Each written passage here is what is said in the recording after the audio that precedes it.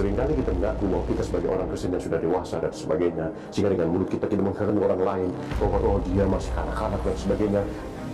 Rasul Paulus ingin mengajarkan kepada jemaat di Filipi, dia tidak mengarahkan jemaat di Filipi untuk mengkultuskannya, sehingga akhirnya nanti pandangan jemaat di Filipi akan salah.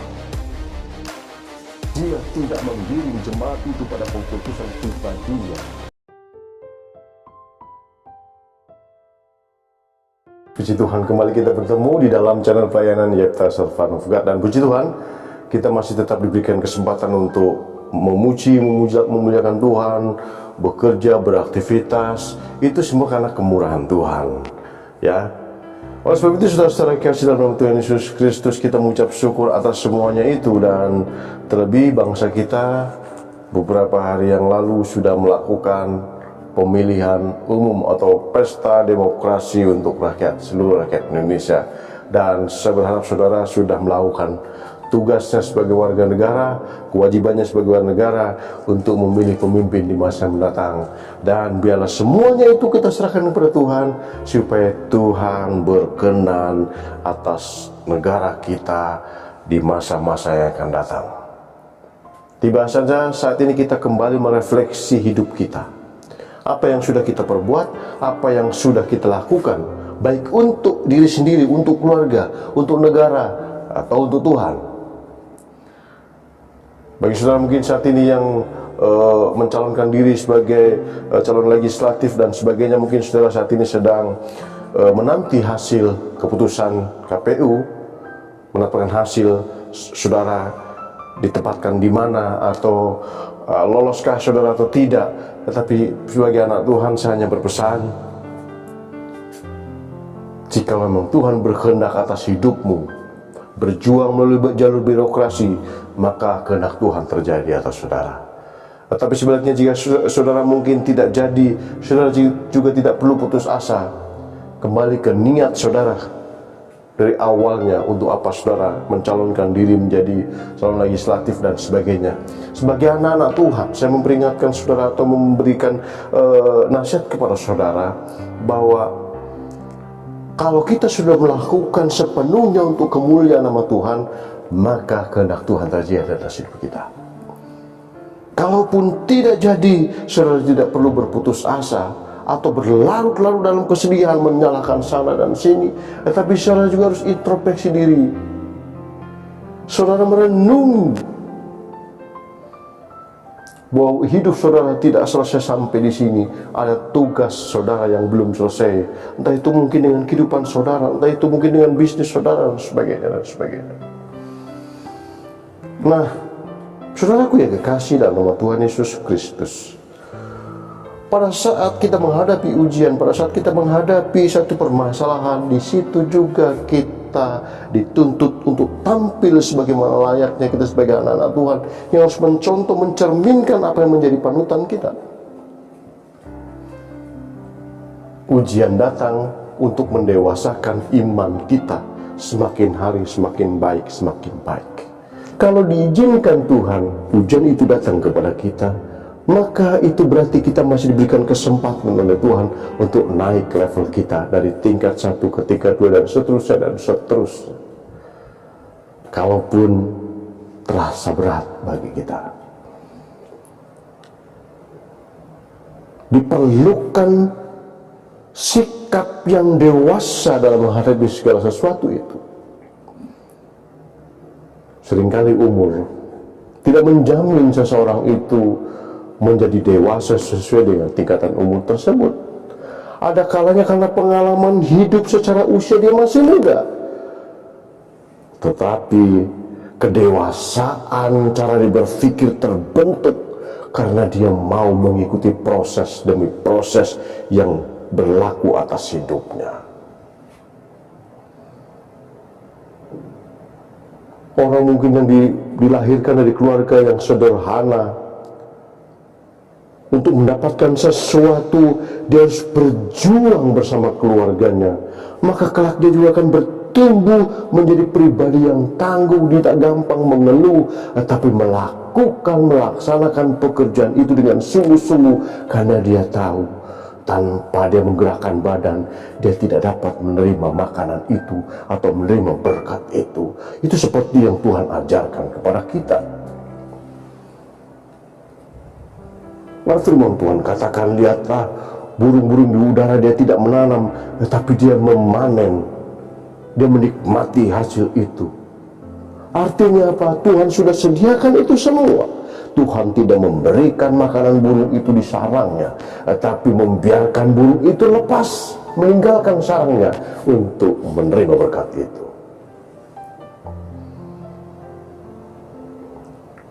Seringkali kita mengaku bahwa kita sebagai orang Kristen yang sudah dewasa dan sebagainya, sehingga dengan mulut kita menghakimi orang lain bahwa oh dia masih kanak-kanak dan sebagainya. Tapi coba saudara-saudara, kita akan berkaca, kita akan bercermin, kita akan belajar kepada panutan kita yang memberitakan kasih Kristus, memberitakan cara hidup Tuhan Yesus Kristus, yaitu Rasul Paulus. Rasul Paulus mendidik jemaatnya di Filipi dengan kehidupan pribadinya. Oleh sebab itu, saudara, bagaimana kita mengerti atau memahami bahwa orang itu sudah Kristennya sudah dewasa atau belum? Bukan karena umurnya. Seringkali bukan karena umur menjadi patokan itu, tapi karena pengalaman dia hidup, pengalaman dia menerima, ada hubungan pribadi dengan Tuhan, pengalaman dia manakala dia menghadapi ujian dari Tuhan, dia dapat keluar sebagai pemenang. Oleh sebab itu, saudara dikasih dalam nama Tuhan Yesus Kristus, seringkali kita melihat bahwa orang yang sudah dibaptis, lalu bahkan mungkin sudah melayani ke sana kemari, lalu kita berkata, oh Kristen dia sudah dewasa. Oh, belum tentu. Belum tentu seperti itu. Karena apa? Kita akan lihat dari cara sikap, kita akan telaah, kita akan coba pahami dari cara hidup Rasul Paulus sebagai gambaran Kristen yang sudah dewasa. Yang pertama, Rasul Paulus mencontohkan kepada kita bahwa orang-orang Kristen yang dewasa adalah orang-orang Kristen yang rendah hati. Rendah hati artinya dia mau menerima apapun itu. Dia tidak ada kekuatan untuk menyombongkan kekuatannya, menyombongkan dirinya. Karena apa? Di dalam Filipi pasal 1 ayat 1 dikatakan di situ bahwa, coba kita akan baca dalam Filipi pasal 1 ayat 1. Ini adalah surat Paulus kepada jemaat di Filipi. Salam dari Paulus dan Timotius, hamba-hamba Kristus Yesus, kepada sebuah orang kudus dalam Kristus Yesus di Filipi, dengan para pendeta jemaat dan diaken. Kasih karunia dan damai sejahtera dari Allah Bapa kita dan dari Tuhan Yesus Kristus menyertai kamu. Dikatakan di sini di ayat yang pertama, dikatakan pada waktu dia mengirim surat kepada jemaat di Filipi, dikatakan ia menyebut dirinya sebagai hamba Kristus, sebagai hamba. Kata hamba pada saat itu adalah suatu perkataan atau suatu posisi yang sangat hina, yang dihindari. Hamba atau budak atau dulos itu adalah sesuatu yang dihindari, penghinaan.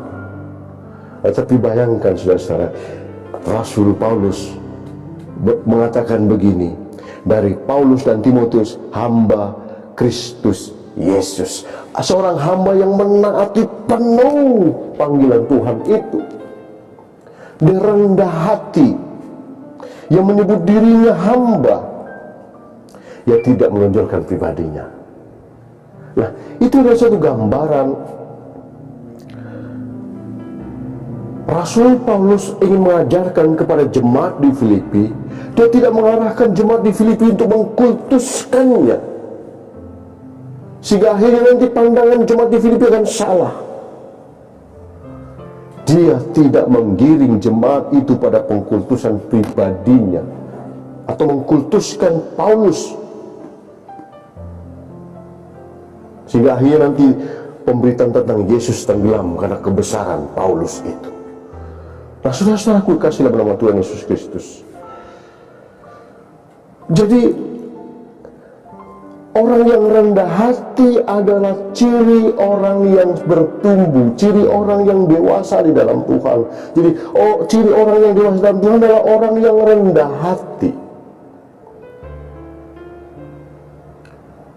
Dalam pelayanannya, dia tidak menonjolkan diri.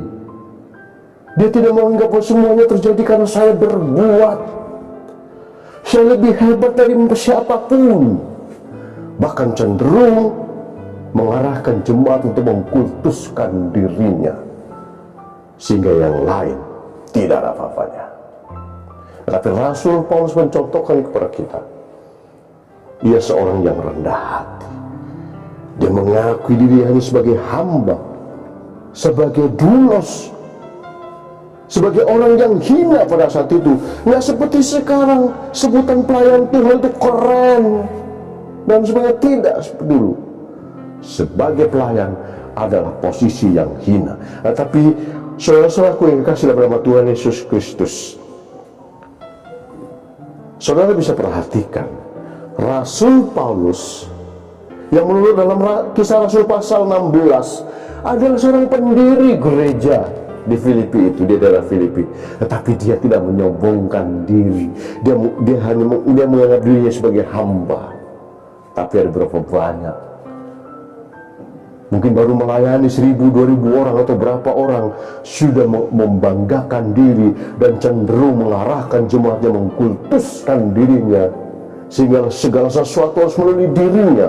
Kalau orang lain salah dan tidak berkenan di hadapan Tuhan. Ada berapa banyak seperti itu. Banyak melayani, akhirnya ujung-ujungnya adalah untuk mengkultuskan dirinya sendiri, menonjolkan pribadi hidupnya, kehebatannya. Tetapi sesungguhnya Rasul Paulus tidak mengajarkan seperti itu. Justru Rasul Paulus mengajarkan kita untuk rendah hati sebagai ciri orang yang sudah dewasa rohani. Ditandai dengan ia dengan tulus menulis kepada jemaat di Filipi. Padahal dia tercatat sebagai bapa gereja orang Filipi, sebagai pembuka jemaat mula-mula di Filipi. Tetapi dia tidak sombongkan diri. Bahkan dikatakan di dalam ayat selanjutnya, dari Paulus dan Timotius, hamba-hamba Kristus Yesus, ia tidak membedakan, dia mensejajarkan diri dengan Timotius. Saudara tahu siapa Timotius? Timotius adalah juru tulis pelayanan Paulus. Tetapi dia mensejajarkan, dia mengorangkan, mengowongke, kalau bahasa Jawa itu. Dia tidak menganggap dirinya paling menonjol, paling baik. Tidak. Tetapi dia katakan dari Paulus dan Timotius, dia selalu membawa rekan kerjanya itu, selalu memperkenalkan rekan kerjanya itu. Tidak mengarahkan jemaat untuk mengkultuskan pribadinya saja, tetapi semuanya dihargai. Kenapa? Rasul Paulus menghargai korban Kristus. Rasul Paulus menghargai persekutuan di dalam tubuh Kristus. Orang yang menghargai persekutuan tubuh Kristus adalah orang yang menghargai sama seperti orang lain, mensejajarkan dirinya dengan rekan kerjanya sekalipun. Itulah yang menghargai korban Kristus. Tetapi orang-orang yang tidak menghargai korban Kristus, baik itu pelayan Tuhan atau siapapun itu, justru mereka menginjak-injak dengan tingkah polanya itu. Mengaku mengenal persekutuan tubuh Kristus, tetapi sejatinya ia memposisikan dirinya bukan sebagai doulos, bukan sebagai hamba, tetapi menggiring jemaat untuk mengkultuskan dirinya. Hati-hati saudara-saudara. Mana kalau saudara sudah dihinggapi roh itu, cepat ngambil keputusan, Tuhan ampuni saya kalau saya lebih banyak menonjolkan ego saya daripada pelayanan saya. Nah, saudara-saudaraku yang kasih dalam nama Tuhan Yesus Kristus, sungguh luar biasa teladan yang Rasul Paulus berikan buat kita yang tertulis untuk jemaat di Filipi ini, mengandung pengertian yang luar biasa. Dari secari kertas ini yang ditujukan kepada jemaat di Filipi, dari Paulus dan Timotius, hamba-hamba Kristus Yesus, kepada semua orang kudus dalam Kristus Yesus di Filipi, dengan para pendidik jemaat dan diaken. Dia mensejajarkan diri dengan Timotius, padahal Timotius itu hanya juru tulis daripada Paulus ini. Tapi Paulus mau mensejajarkan diri. Kenapa? Dia menghargai, dia menghargai rekan sekerja Allah ini. Dia tahu dia satu tim.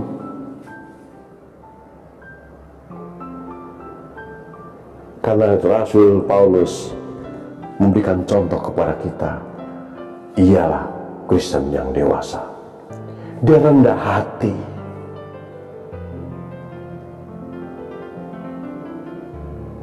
Dia tidak menuntut penghargaan dari orang lain, tapi justru dia menghargai orang lain terlebih dahulu. Maka penghargaan itu justru Tuhan tampakkan kepada Rasul Paulus itu.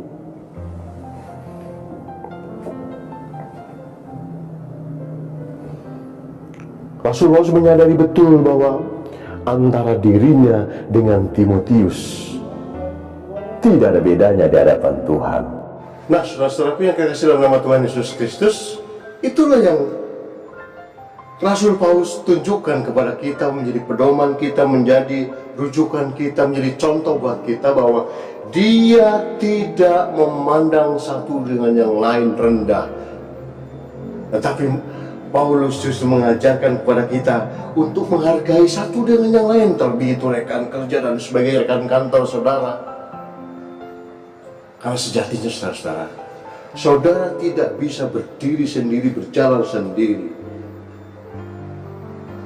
Suatu ketika saudara akan butuh orang lain. Mungkin saudara di kantor, saudara mempunyai kedudukan yang cukup lumayan, tapi kalau saudara bersemena-mena dengan anak buah, suatu ketika saudara juga ditinggalkan oleh anak buah itu sendiri. Tetapi lain ceritanya manakala saudara menganggap anak buah itu seperti dirinya sendiri, maka walaupun saudara sudah keluar dari kantor itu, saudara akan dikenang sebagai orang yang baik, yang penuh kasih, dan tidak membeda-bedakan antara atasan dan bawahan. Semuanya sama, statusnya adalah karyawan di situ. Cuma kedudukan yang membedakannya. Yang satu manajer, yang satu karyawan biasa. Jadi, manakala saudara sedang memimpin atau memiliki kesempatan untuk menjadi manajer di suatu perusahaan atau apapun itu, pimpinan di apapun itu, jangan sekali-kali saudara menganggap remeh orang lain. Jangan sekali-kali saudara menganggap bahwa dirimulah yang paling baik. Tetapi Rasul Paulus mengajarkan kepada kita bahwa dia mensejajarkan dirinya dengan Timotius yang notabene adalah hanya seorang juru tulis dari Paulus itu sendiri. Nah, saudara-saudaraku yang kasih dalam nama Tuhan Yesus Kristus, lalu yang menjadi ciri Kristen dewasa yang kedua adalah dia memiliki sifat mengasihi sesama. Dalam Filipi 1 ayat 7 dan 8, mari kita akan baca. Filipi 1 ayat 7 sampai 8, kita akan baca. Memang sudahlah sepatutnya aku berpikir demikian akan kamu semua, sebab kamu ada dalam hatiku, oleh karena kamu semua turut mendapat bagian dalam kasih karunia yang diberikan kepadaku, baik pada waktu aku dipenjarakan, maupun pada waktu aku membela dan meneguhkan berita Injil, dan seterusnya dan seterusnya. Jadi Rasul Paulus tetap mengasihi sesama. Walaupun posisinya pada saat Rasul Paulus menulis surat ini, dia di penjara sekalipun, dia masih ingat kepada jemaat-jemaatnya. Kepada jemaat di Filipi, dia katakan bahwa memang sudah sepatutnya aku berpikir demikian akan kamu semua, sebab kamu ada di dalam hatiku. Jemaat itu ada dalam hatinya. Bukan karena persembahan-persembahan yang jemaat berikan kepada Rasul Paulus, baru dia ingat, oh kamu memberikan persembahan sekian, kamu besar, saya selalu ingat. Kalau saya simpan nomor WA-nya yang lain, hanya karena mungkin di situ dalam pelayan itu hanya berdoa saja, maka tidak diingat sekalipun. Ini saudara-saudara, Rasul Paulus tidak mencontohkan seperti itu dalam pelayanan. Dalam pelayanan Rasul Paulus selalu mengingat jemaatnya, baik yang keadaan punya atau tidak punya, semua di dalam hatinya karena ketulusannya. Tetap didoakan. Dia mengasihi sesamanya. Dia tidak egois dengan dirinya sendiri. Dia mengasihi sesamanya. Jadi ciri orang Kristen yang dewasa adalah orang yang mengasihi sesamanya. Dia mau berdoa walaupun dia sendiri sebetulnya dalam kesusahan. Mungkin saudara pernah mengalami seperti itu. Saudara seakan-akan terpenjara hidupnya, kesusahan yang sangat menghimpit, tapi saudara bisa mengampuni, bisa mendoakan orang lain. Ya Tuhan, doakan Ibu Elsa, doakan Ibu A, B, C dan sebagainya. Itulah sikap yang luar biasa, menandakan saudara sudah dewasa. Saudara tidak menyalahkan orang lain, saudara tidak menyalahkan Tuhan. Dalam persoalan yang menghimpit, saudara tetap mampu mengasihi orang lain, mendoakan orang lain. Bukan malah mencaci orang lain, menyalahkan orang lain, gara-gara dia aku jadi begini dan sebagainya dan sebagainya. Nah, saudara-saudaraku kasih dalam nama Tuhan Yesus Kristus. Jadi kita mesti mempunyai hati yang terbuka gitu loh. Seringkali nasihat datang itu dari orang yang kita tidak duga-duga. Bahkan mungkin menurut pemandangan kita orang itu tidak tahu apa-apa. Tapi seringkali kita kecelek, kita tertipu. Bisa jadi orang yang tidak kau anggap baik, orang yang tidak kau anggap tidak memiliki apa-apa, tidak mempunyai apa-apa, justru itu yang Tuhan suruh menegur, saudara.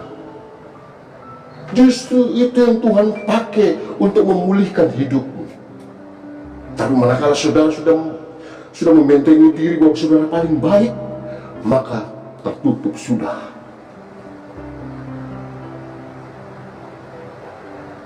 Itulah Kristen dewasa. Dia mau menerima, mau mengasihi sesamanya.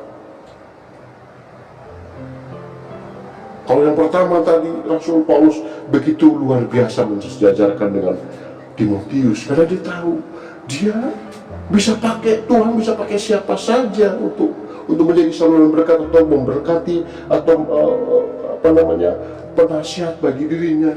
Tuhan pakai orang itu, teman kita sekalipun yang mungkin kita tidak tahu apa-apa, dia tidak tahu apa-apa. Tapi bisa jadi Tuhan juga pakai orang itu untuk saudara. Tapi manakala hatinya sudah tertutup dengan keangkuhan bahwa aku sudah bisa, aku sudah tahu segalanya, aku sudah tahu kunci ini dan sebagainya, atau marifat dan sebagainya, maka orang yang lain itu nggak perlu buat apa. Semuanya ada di saya kok. Nah, itulah ciri orang yang masih anak-anak. Kristen yang masih kanak-kanak adalah Kristen yang masih sibuk dengan dirinya sendiri sebetulnya. Dia tidak mau terbuka dengan orang lain. Kecenderungannya jadi merasa paling baik saja. Apalagi kalau sudah ada mainan, yang lain tidak boleh ganggu. Itulah banyak juga orang yang merasa sudah dewasa rohani, merasa sudah paham, umpamanya surat Filipi full dari pasal 1 sampai selanjutnya gitu. Kalau orang lain yang tidak tahu Filipi dianggap, wah itu kamu masih gak tahu apa-apa. Saya yang tahu Filipi, surat Filipi. Nah, ini kan ciri anak-anak Kristen, anak-anak atau Kristen yang tadi tidak mau mengasihi sesamanya, terus menganggap dirinya paling benar. Itu kan Kristen dan anak-anak. Kalau yang sudah dewasa tidak seperti itu sebetulnya. Apakah Kristen yang disebut Kristen dewasa itu Kristen yang sudah memahami satu surat saja? Mulanya surat Filipi dari pasal 1 sampai pasal yang keempat, dia sudah hafal. Yang disebutnya ahli kitab Filipi. Apakah itu yang disebut dengan Kristen dewasa? Tidak. Kristen dewasa adalah Kristen yang mampu memaknai firman Tuhan itu yang terangkum dalam Alkitab ini, dari Kejadian sampai kitab terakhir, kitab Wahyu. Inilah orang-orang Kristen dewasa, menghargai, memaknai, bukan hanya hafal satu ayat, bukan hanya hafal satu judul, satu surat. Kalau dikatakan Kristen dewasa yang lain anak-anak dan sebagainya, tidak. Saudara tentu ikat dengan pola tabernakel yang diterima oleh Musa untuk umatnya Israel dalam sarana di mana Allah ingin berhadirat di tengah-tengah Israel, yaitu membangun tabernakel itu. Nah, saudara, kan saudara pasti ingat di dalam kemah tabernakel itu kan ada pintu, disebut pintu gerbang. Dalamnya halaman, nanti begitu masuk pintu gerbang itu halaman, begitu masuk lagi ada pintu satu lagi namanya pintu kemah. Masuk, di situ ruang kudus, lalu ada pintu satu lagi, pintu tirai, masuk ruang maha kudus. Jadi, kalau orang sudah masuk di dalam kemah suci, itulah orang-orang yang sudah masuk dalam persekutuan tubuh Kristus. Jadi tidak perlu lagi kita menggap-gapkan mereka, kamu Kristen halaman, kamu Kristen kamu Kristen halaman karena kamu belum masuk pengajaranku dan sebagainya. Bukan itu. Kristen yang dewasa adalah Kristen yang mau mengasihi sesamanya. Kristen yang dewasa adalah Kristen yang mau menghargai sesamanya. Lalu Kristen yang dewasa yang ketiga adalah Kristen yang mau berdoa bagi orang lain. Artinya berbuat bagi orang lain, tulus. Itulah Kristen yang dewasa. Dia mau menerima orang lain karena dia merasa posisi kita adalah sejajar di mata Tuhan, manakala kita percaya Yesus Kristus adalah Tuhan. Itulah Kristen dewasa.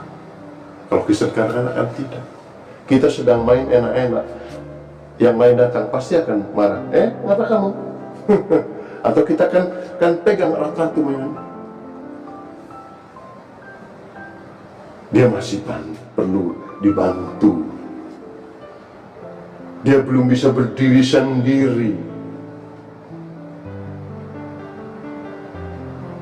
Celakalah orang yang sesungguhnya Kristen kanak-kanak mengaku sudah Kristen dewasa dan yang lain salah.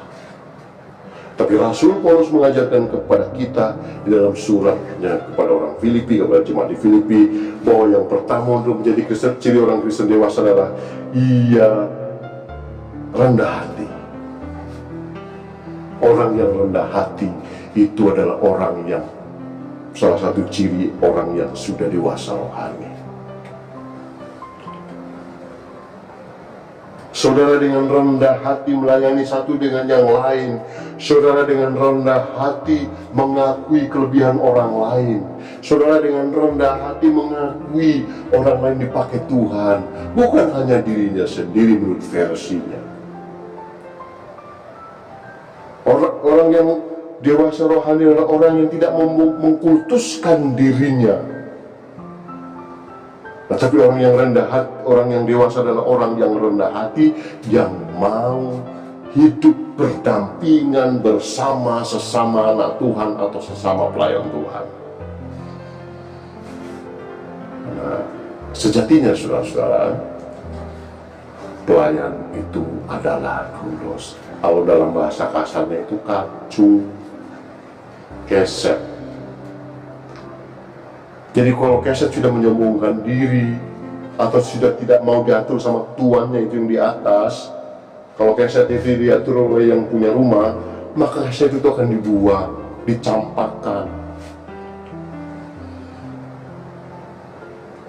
Apa Apalagi kalau keset itu dipakai oleh orang yang membersihkan kaki masuk ke kloset-kloset terus, maka keset itu akan dibuang oleh pemilik keset itu. Demikian juga pelayan-pelayan Tuhan yang tidak mau melayani dengan tulus sungguh-sungguh hanya untuk kepentingan pribadinya, maka tinggal menghitung hari dia juga akan dibuang seperti keset itu. Karena sejatinya pelayan Tuhan adalah doulos bagi hamba budak.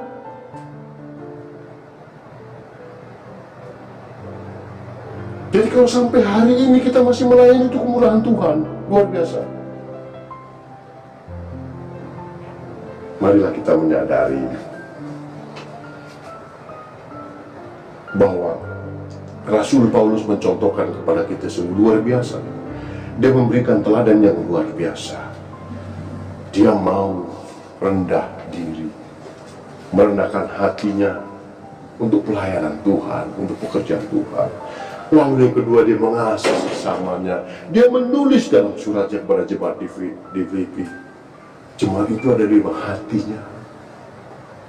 Bukan persembahannya saja diambil, tapi manakala dia mau konsultasi, sebagainya berkata, aduh, waktu saya sibuk, saya pelayanan sibuk, jadi saya tidak bisa menjawab pertanyaan saudara. Nah ini kan berarti jemaat itu hanya sebagai sapi perah. Jemaat itu dianggap hanya sebagai apa ya? Kalau saya lagi butuh, saya perlu, saya akan panggil kamu, kan begitu intinya. Tetapi Rasul Paulus mencontohkan di hatinya ada jemaat-jemaat Tuhan.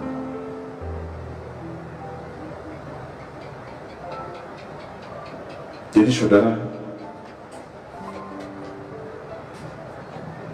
saat ini diberikan satu teladan yang luar biasa.